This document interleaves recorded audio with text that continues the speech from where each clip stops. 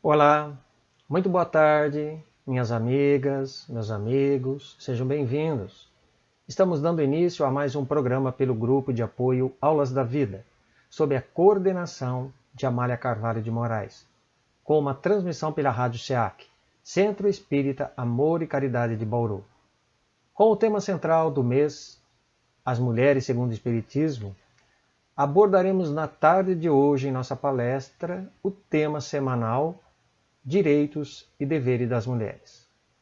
Mas inicialmente, convido a todos para que elevemos nossos corações e pensamentos em uma prece de gratidão a Deus e a Jesus, rogando também a proteção e a amorosa assistência dos benfeitores espirituais. Obrigado, Senhor Jesus, pela bendita oportunidade de estarmos na Tua augusta e amorosa presença em nome de nosso Pai Criador. Mestre querido e compassivo, sede para nós a fortaleza de nossas lutas e o amparo necessário para não desfalecermos no íngreme caminho que nos cabe ainda percorrer. Pai amado, Pai querido, somos teus filhos ainda insolventes ante as vossas leis sábias e justas. Concede-nos, por misericórdia, Senhor, a alegria de podermos servir aos teus imutáveis propósitos do bem e da caridade, hoje e sempre. Assim seja. Há um ditado popular que diz assim, ou um provérbio, como queiramos: o seu direito termina onde começa o dos outros. Ou ainda dessa forma, o seu dever começa onde termina o dos outros. Para uma sociedade como a nossa, que vive mais voltada e preocupada por seus interesses pessoais, é muito complexo adotarmos ou estabelecermos a política do igualitarismo, ou seja, criar um parâmetro onde o direito do outro seja o meu também. Entendendo que se o meu vizinho coloca o som alto fora de hora, eu também posso colocar. Não é? Estou no meu direito. Se ele reclama do meu cachorro que não para de latir, terei o mesmo direito de reclamar do seu cachorro. E assim por diante. Mas, se analisarmos um pouco melhor esta situação ou definição de se ele pode, eu também posso, veremos que no fundo desses nossos comportamentos, nem sempre estaremos agindo por justiça e direito que nos assiste, mas sim movidos por uma intenção caprichosa, muitas vezes mesquinha, de vingança. De querermos dar o quê? O troco, de revidarmos, pagar com a mesma moeda. E aí, é aquilo que acontece. Deixa estar. Tem festa neste final de semana em casa. Pensa ele não, meu cachorro também sabe latir. Portanto, meus irmãos, a igualdade ou a reciprocidade de direitos, ela deve estar fundamentada na compreensão e no respeito mútuo. Ela que é a base para uma boa convivência e um bom relacionamento. É muito raro, mas o correto seria agirmos diferente, atentando àquela sábia recomendação cristã e a antiga filosofia oriental, quando nos diz assim: não faças a ninguém o que não queres que te façam.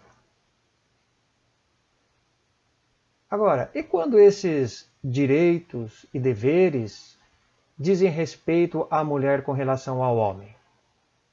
Onde e quando começa o seu direito e dever no exercício de suas atividades? Esses questionamentos, naturalmente, nos levam a uma pergunta que Allan Kardec, o codificador do Espiritismo, dirigiu aos espíritos superiores na obra em O Livro dos Espíritos, na questão de número 817, como está lá. A pergunta: diante de Deus, o homem e a mulher são iguais e têm os mesmos direitos? A resposta dos espíritos amigos: Deus não deu a ambos a inteligência do bem e do mal e a faculdade de progredir? Vejamos que a resposta que ele nos dá, os espíritos, é uma retórica, ou seja, uma pergunta retórica, convidando-nos a refletirmos sobre o assunto. Isto significa que tanto o homem como a mulher estão dotados da capacidade de pensar, de discernir, de avaliar e decidir o que lhe seja útil, melhor e mais proveitoso para o seu bem-estar e segurança. Ninguém pode dizer que isto ou aquilo somente se reserva ao homem e a outra parte à mulher. Não. Buscando lá no artigo 113 do inciso 1 da Constituição Federal, já nos diz o seguinte, que todos somos iguais perante a lei. Então, maior será esta igualdade diante das imutáveis e amorosas leis do Criador. Então, conforme nos esclareceram os amigos espirituais na codificação, de que os espíritos não possuindo o sexo, como nós entendemos, o que predomina entre eles? O amor e a simpatia, que estão baseados na identidade de sentimentos. O sexo é apenas uma atribuição da organização física, nada mais. Mas os espíritos, quando aqui retornam, se reencarnam, podem sim, ora animar o corpo de uma mulher, doutras vezes a de um homem. O objetivo é para que cada um, ante as provas que deverão assumir e suportar, eles tenham igualmente a oportunidade de adquirirem novas e diferentes experiências no campo do sexo. Como bem observaram os instrutores espirituais Allan Kardec, se um espírito viesse sempre a nascer como homem, este não saberia senão o que sabem os homens, assim também como as mulheres. Assim deve ser. Assim deve ser, para que tudo progrida, tudo cresça. É da lei isto. Mas os direitos e deveres da mulher através dos tempos nem sempre foram encarados ou vistos de forma justa e igual ao do homem. A gente sabe disso. Historicamente, o sexo feminino sempre ocupou dentro da sociedade e na família um papel submisso e de relativa inferioridade ao sexo masculino, ficando basicamente na incumbência de gerar filhos e cuidar dos afazeres domésticos. Mas esta realidade começou a se modificar quando, em fevereiro do ano de 1909, em Nova York, 15 mil mulheres, através de uma passeata, protestaram exigindo melhores condições de trabalho, como o fim das jornadas de trabalho de até 16 horas.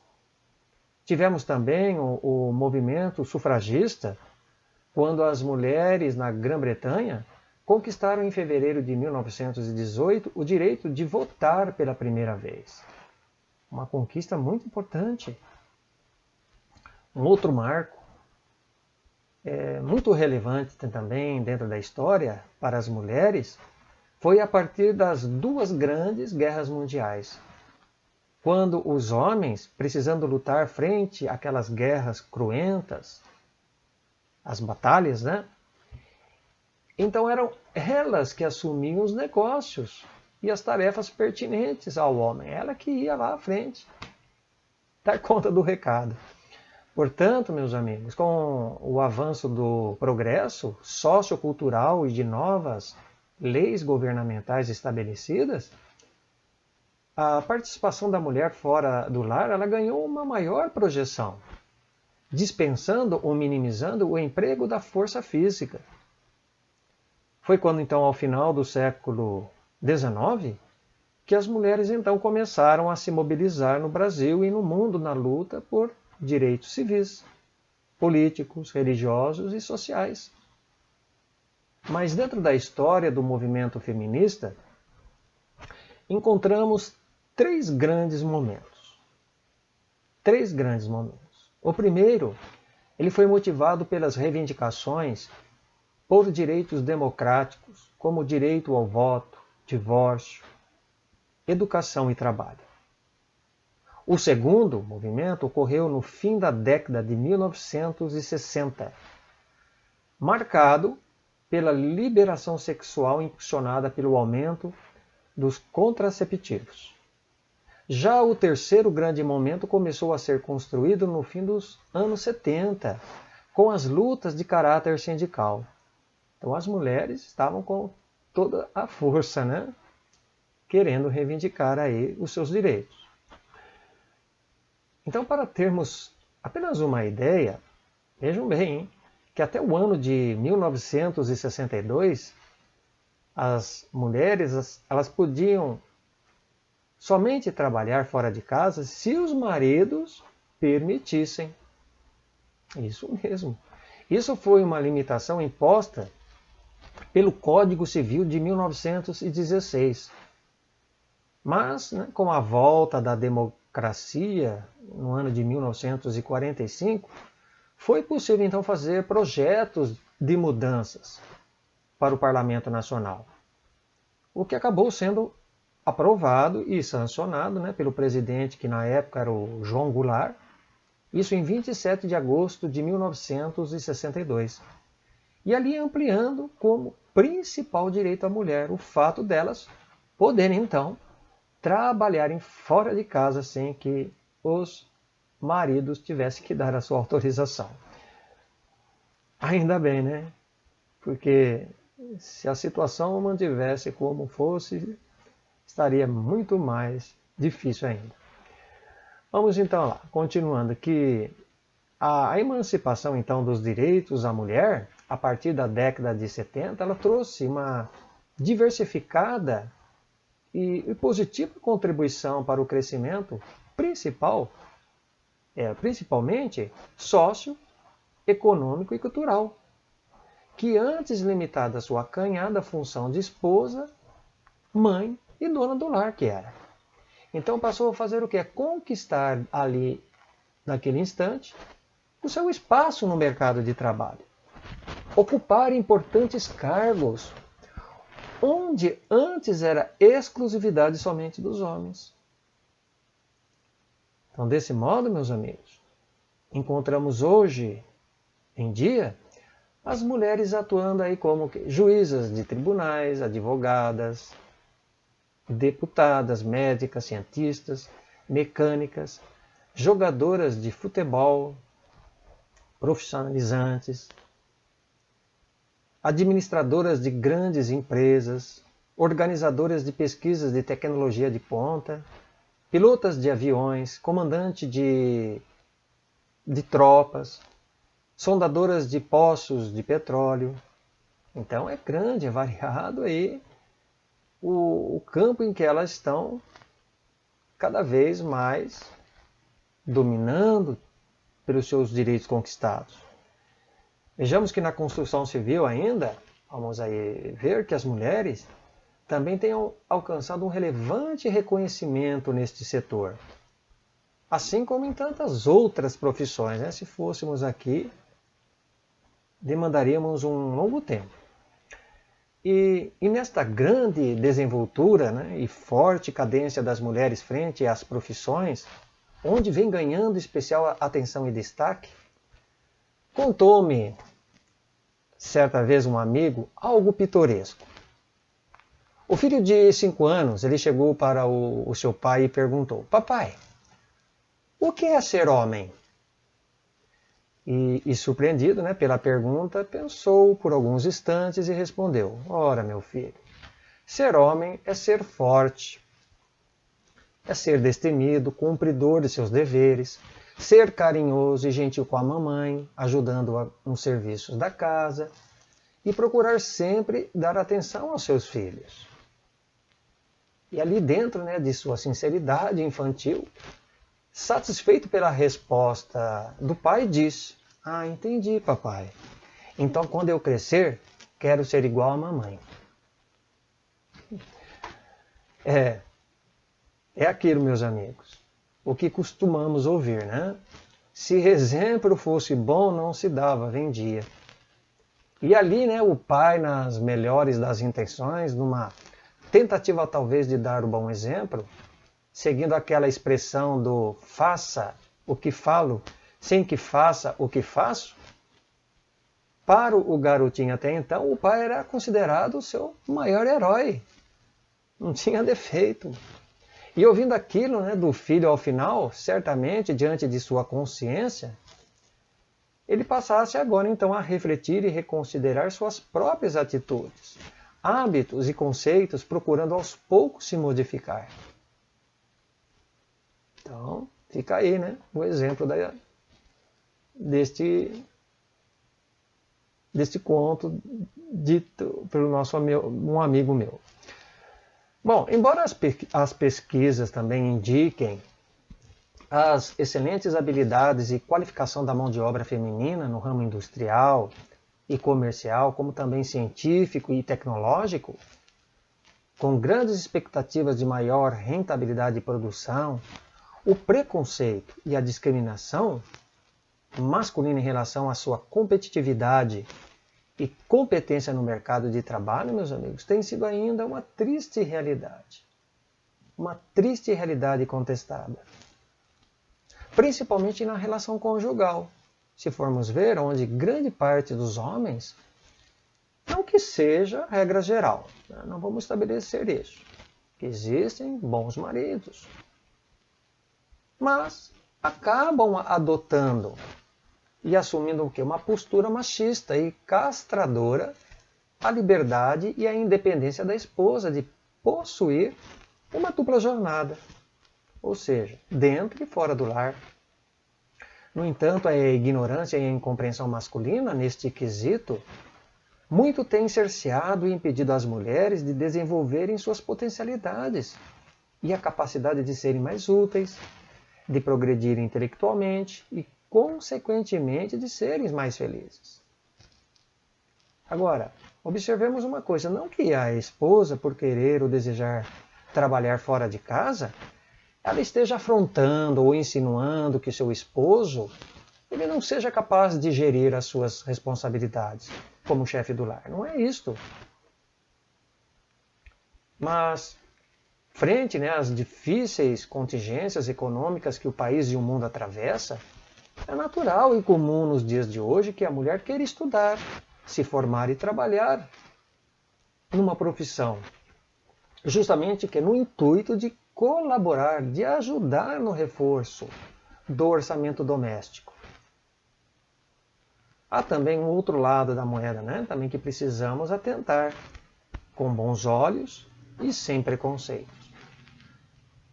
No caso, né, para o homem que ajuda a mulher nos serviços domésticos, lavando a louça, faxinando a casa, passando a roupa, trocando a fralda do bebê, isso não representa nenhum demérito. Não, nem tão menos motivo de envergonhar-se, mas sim de orgulho e de alegria para o homem. Isto é como naquela anedota, né? Contada há pouco, que eu ouvi de um amigo, em que ali o filho esperava todas as boas qualidades do pai. Sem raras exceções, iremos também encontrar aquele maridão, né? Que, cheio de si, ele gosta de autoafirmar-se, o super protetor. Diz assim, ó, mulher minha não precisa trabalhar fora, eu dou conta do recado. É? Mulher minha não precisa trabalhar fora, eu dou conta do recado. Então, quando ainda dizem assim, pessoal, está já de bom tamanho, viu? Pois até certo ponto é admirável, né, do homem. Louvável e compreensível esta atitude.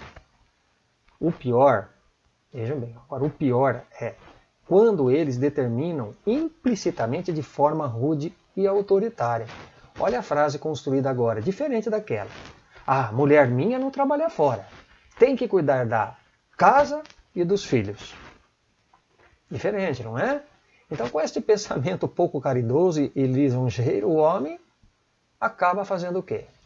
Restringindo a mulher apenas aos seus deveres e responsabilidades particulares do lar. E é ruim isso.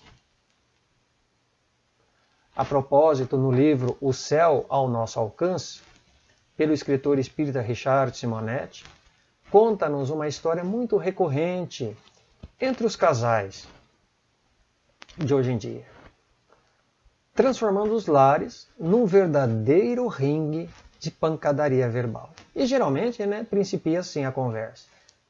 Benê, você passou a minha camisa? Não foi possível, meu docinho. As crianças me ocuparam o dia todo. Mas que droga! Você sabia que eu iria usá-la hoje? Sim, mas não deu tempo. Além do mais, há outras camisas. É só escolher. Não deu tempo ou faltou vontade? Vontade tenho de mandá-lo para o inferno quando me fala assim. Você é mesmo uma inútil. Inútil é aquela senhora que colocou no mundo, seu imbecil. E fica no calor da emoção prosseguindo tudo aqui. Tem razão. Só o imbecil casaria com uma doida mal educada. Ah, vá para o inferno machista sem caráter. Não é preciso, vivo com você. Bom, pessoal, como nessa história, já dá para termos uma ideia do que acontece entre quatro paredes na vida de muitos casais, não é? É o que nos diz aí essa história, narrada por Richard. Então, e a gente ali não sabe, até onde, quando terminará essas constantes desavenças. Ficando naquela tola e desnecessária competição de quem grita mais pode tudo. Quanto mais grita, mais acha um dos casais que está com a razão. Então, nesta acirrada luta por direitos e deveres de quem deve ou não desempenhar o seu papel, acabam criando uma disputa de mão dupla. Sim, é como se fossem sentidos opostos em que alguém deverá ceder ou abrir mão de suas vontades e direitos para satisfazer o outro.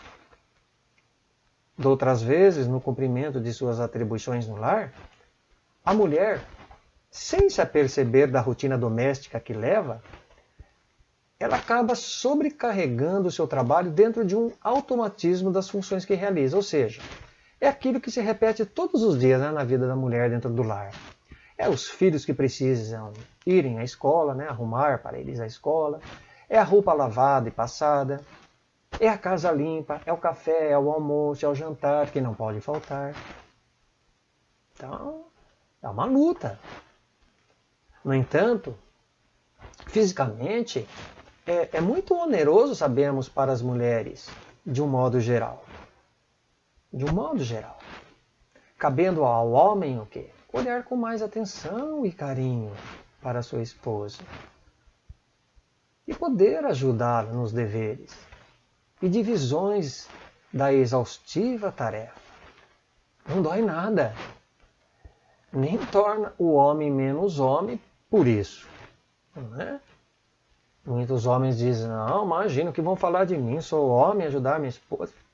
Não. Falamos há pouco sobre isso, lembram? Mas, para entendermos dessa diferença, dessa diferença existente, me desculpem, quero dizer, do dever e a obrigação. Existe uma diferença capital. E não é a mesma coisa, gente, não é. Se diz o seguinte, que quando nos sentimos pressionados a cumprir uma coisa, chamamos a isso de dever. Geralmente por medo de uma sanção, uma imposição, um castigo do não cumprimento do dever.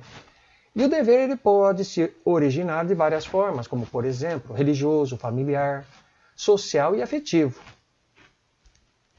onde tememos por esta sanção qualquer de sermos mal vistos, maltratados, desconsiderados e mal conceituados.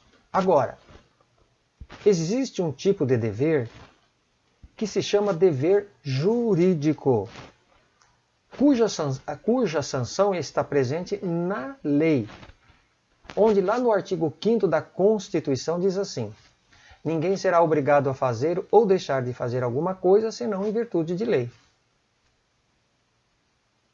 No entanto, quando sofremos uma sanção por descumprimento da lei, esse dever jurídico passará a se chamar de obrigação.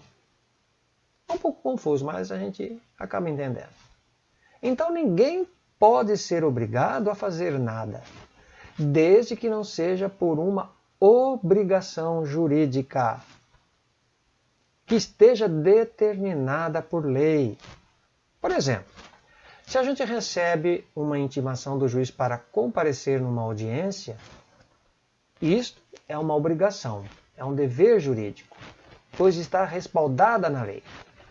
Agora, se recebemos um convite ou assumimos qualquer compromisso em que a lei não interfira, chamamos simplesmente de dever.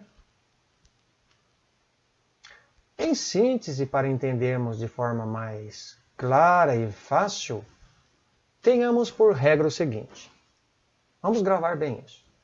Toda obrigação é um dever, mas nem todo dever é uma obrigação. Vamos repetir. Toda obrigação é um dever, mas nem todo dever é uma obrigação. Pois nem toda sanção pelo descumprimento de algum dever está na lei. Bom, pessoal, acredito que nenhuma dúvida, espero, tenha ficado a respeito, né? E passarmos a entender o que nos cabe, então, realizar como dever ou obrigação. Por exemplo, vamos aí, no caso de um dos cônjuges falar um para o outro assim: pode se arrumar, meu amor, porque hoje eu quero ir na casa da minha mãe. Né? E mesmo não gostando da sogra, ele poderá dizer tranquilamente: meu amor, é o seguinte, eu não tenho nenhuma obrigação de ir, pois como está lá na lei, no artigo 5º da Constituição. Então, não, é lógico que aqui nós não precisamos chegar a tal ponto, né, de dizer o fato aqui, pois o exemplo aqui é apenas para dar um clima, né, lógico, de descontração. Mas tendo, pessoal, ou não essa obrigação na realidade, é dever de ambos. Tem que ser recíproco, em que a compreensão, o respeito lhe coexista. Mas, por ser uma característica mais acentuada no sexo masculino, e isto é fato, basta remontarmos aos tempos dos homens selvagens das cavernas, em que a força bruta predominava. E até hoje, apesar de todo o progresso humano, moral e cultural que houve, graças a Deus, né? Infelizmente, ainda por outro lado, a mulher continua sofrendo uma imposição arbitrária e tirânica do sexo oposto, como a própria violência urbana, a violência doméstica, muito comum nos dias de hoje, considerada e tratada como um sexo frágil. Isto, né, quando elas não são rebaixadas à forma mais vil e abjeta. É muito triste. Então tudo isso decorre, meus amigos, como fruto da ignorância herdada de um passado machista, em que as mulheres sempre cederam e obedeceram aos caprichos e desmandos no lar e na sociedade por parte do homem. Tem uma citação bíblica que Paulo, o apóstolo, ele descreve em sua primeira carta a Timóteo, no capítulo 3, versículo 11. Vamos ver lá. Diz lá: do mesmo modo, as mulheres sejam honestas, não maldizentes, sóbrias e fiéis em tudo. Neste texto, a recomendação pelo apóstolo Paulo a Timóteo não significa, pessoal, que a mulher ela deva assumir a todo custo uma postura de subserviência ou de obediência absoluta ao homem. Não é isso. Ou seja, querer cumprir as suas ordens de forma rigorosa, muitas vezes humilhante, não é? Onde a sua vontade, a sua participação, opinião, ela não mereça nenhuma consideração. Mas que a mulher, né, dotada pelo direito natural de pensar e agir, o seu respeito, a sua lealdade, a sua confiança e compreensão devam fazer partes essenciais.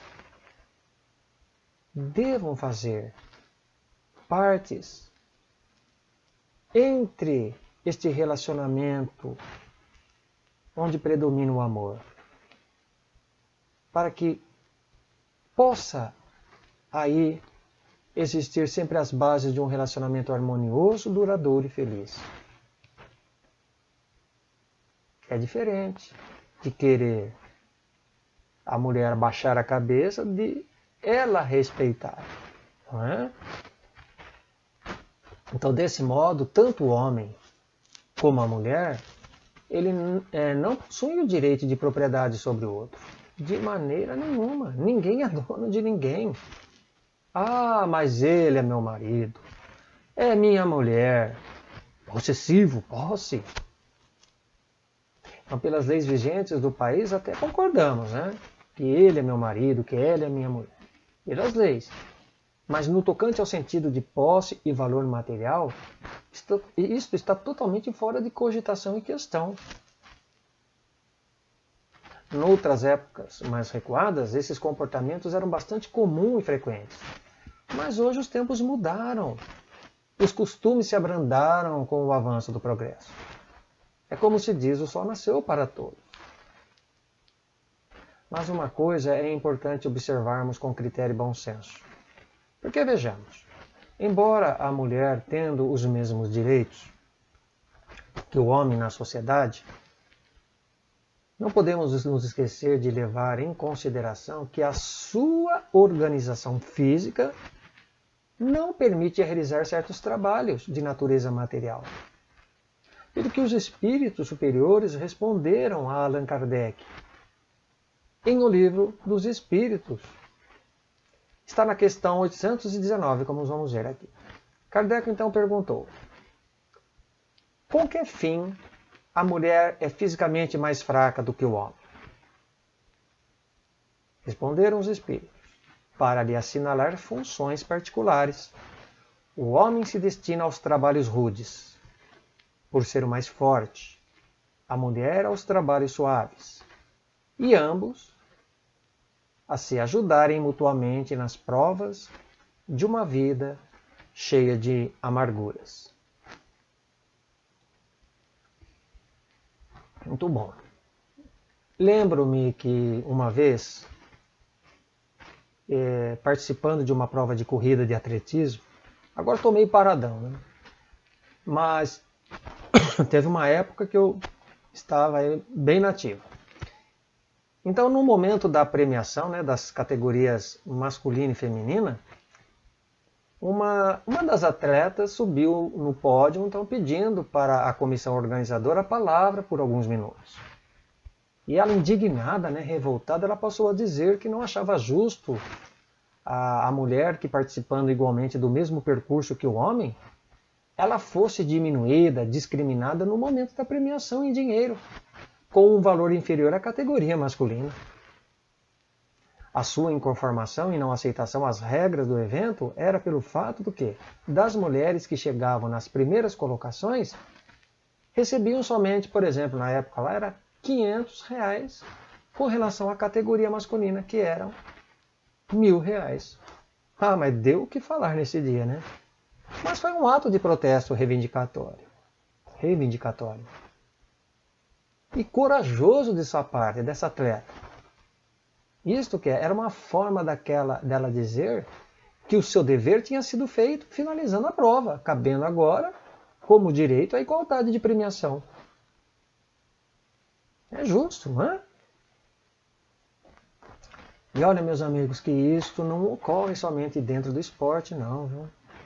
Mas igualmente nas carreiras profissionais, onde algumas empresas acabam cometendo este tipo de abuso, de injustiça, como aí a gente vê a diferença salarial, né, entre cargos equivalentes,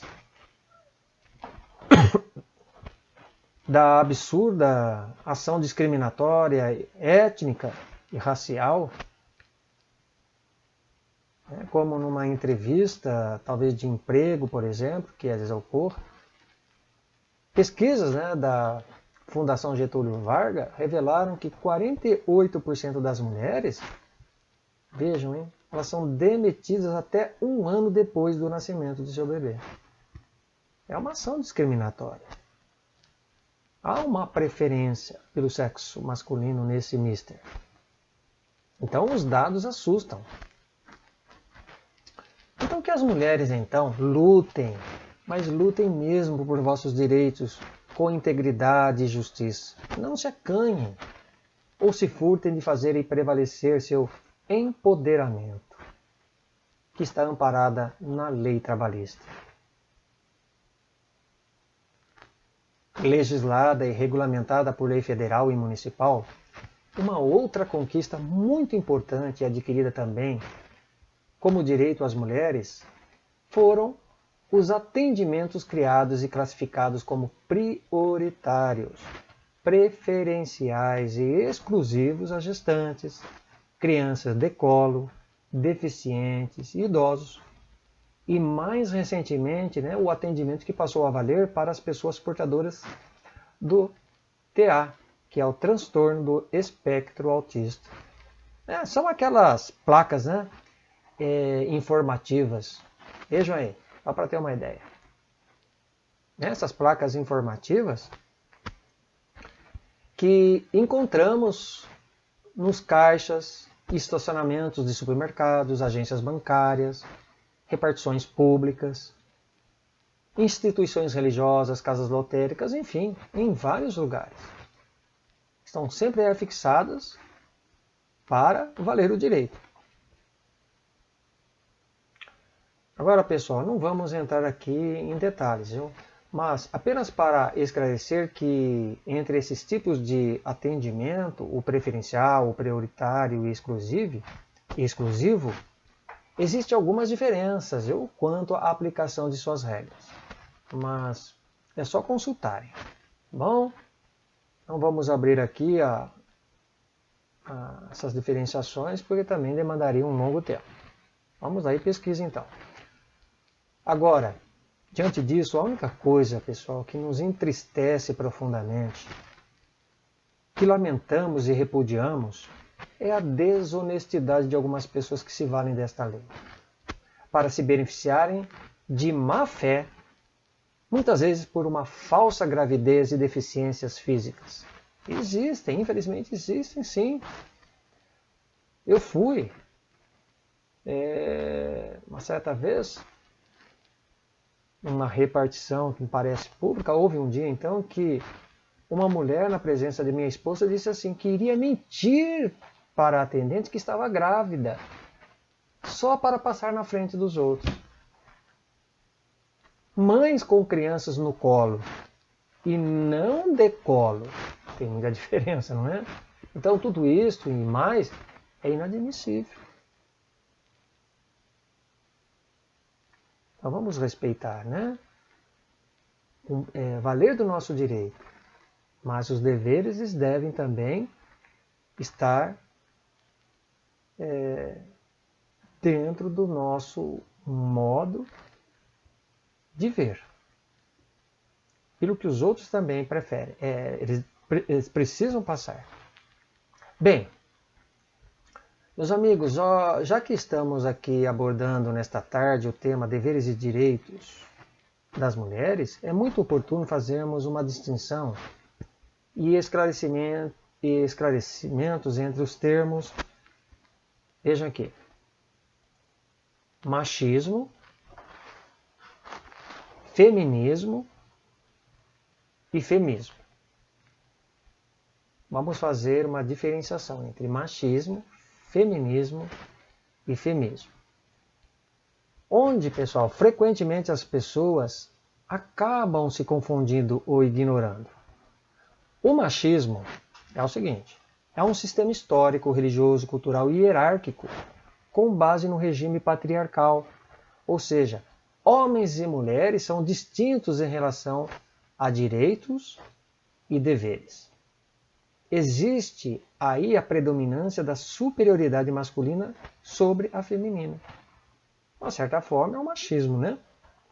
Agora, no feminismo, o que é o feminismo? É um movimento social, político e filosófico que dá o direito de luta e igualdade entre os gêneros, sem, contudo, visar a superioridade da mulher sobre o homem. Ela não visa ser melhor do que o homem. Ela apenas luta pelos seus direitos. É diferente. Já o femismo é quando se prega e dita a superioridade da mulher sobre o homem, no sentido de domínio exclusivo. Então, contudo, entre esses termos que nós aqui fizemos a distinção, o feminismo é o que melhor confere à mulher no direito de luta, ou de lutar por oportunidades iguais. Mas como se diz que todo exagero até certo ponto pode ser prejudicial, vejam que o espírito de Emmanuel, no livro O Consolador, pela psicografia de Francisco Cândido Xavier, interpreta e nos esclarece precioso assunto com relação ao movimento feminista, que é o feminismo, da atual civilização. Nos interessando de forma mais direta, eu não trago aqui na íntegra, mas é apenas um trecho, tá ok? Quando ele lhe diz assim: a ideologia feminista dos tempos modernos, porém, com as diversas bandeiras políticas e sociais, pode ser um veneno para a mulher, desavisada dos seus grandes deveres espirituais na face da Terra. Se existe um feminismo legítimo, esse deve ser o da reeducação da mulher para o lar, nunca para uma ação contraproducente, ou seja, contrária dos resultados que espera, fora dele. É que os problemas femininos não poderão ser solucionados pelos códigos do homem, mas somente à luz generosa e divina do Evangelho.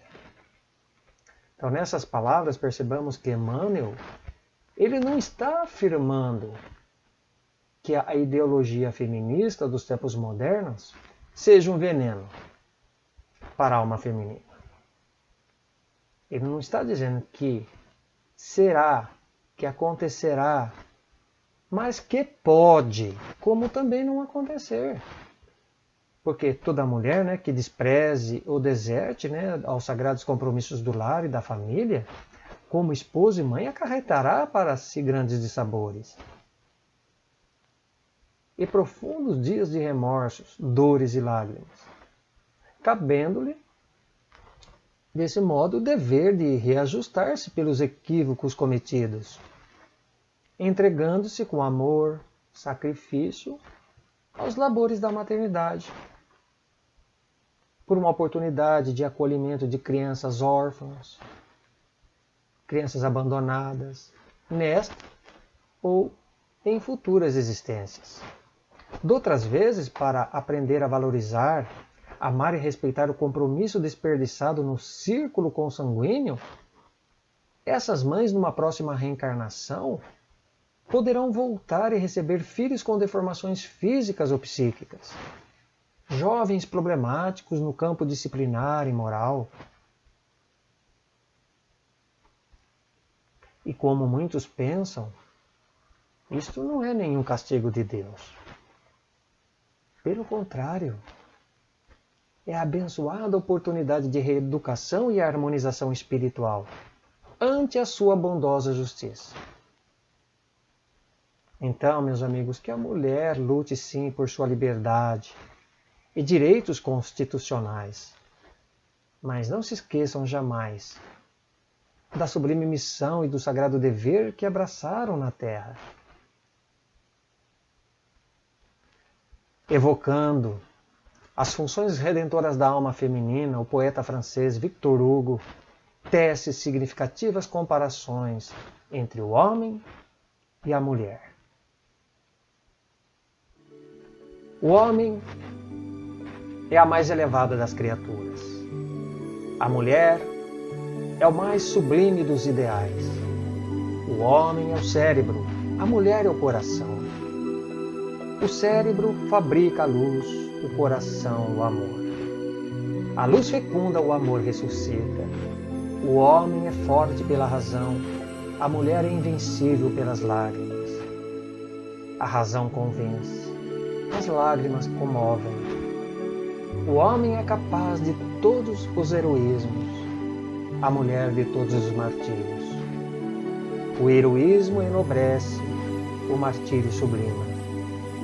O homem é um código, a mulher é um evangelho. O código corrige, o evangelho aperfeiçoa. O homem é um templo, a mulher é o sacrário. Ante o templo nos descobrimos, ante o sacrário nos ajoelhamos. O homem pensa, a mulher sonha. Pensar é ter no crânio uma larva, sonhar é ter na fronte uma auréola.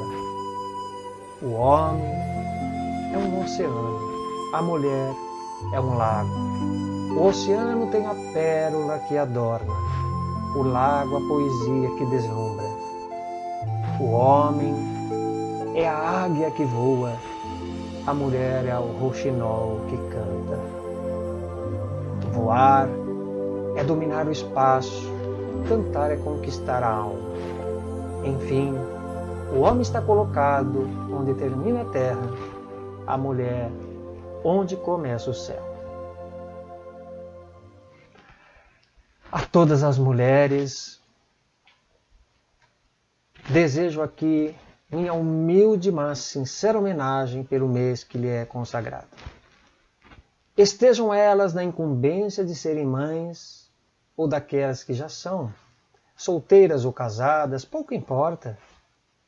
Não permita que vossos ânimos e coragem se arrefeçam, ou se esfriem, ante os obstáculos e tarefas sacrificiais do mundo.